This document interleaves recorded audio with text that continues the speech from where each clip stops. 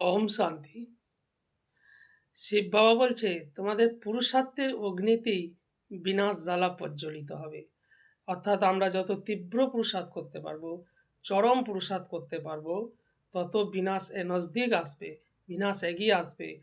আমাদের পুরুষার্থের আগুনই বিনাশের জ্বালা প্রজ্বলিত হবে।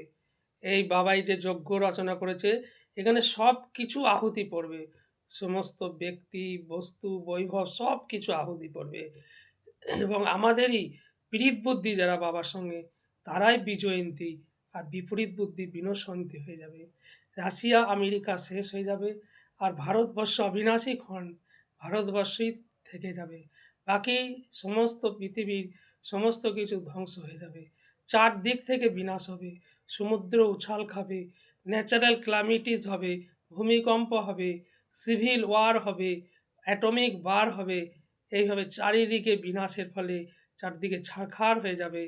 কিন্তু বাবা বলছে যে বাকিদের হবে হাহাকার বিনাশের সময়, আর তোমাদের হবে জয় জয়কার। যারা এই সময়টাকে কাজে লাগাবে, সঙ্গম যুগের এই অমূল্য সময়টাকে তীব্র পুরুষার্থের মাধ্যমে কাজে লাগাবে, তাদেরই জয় জয়কার হবে, এবং তারাই 21 জন্মের জন্যে স্বর্গপ্রাপ্তি হবে। ওম শান্তি।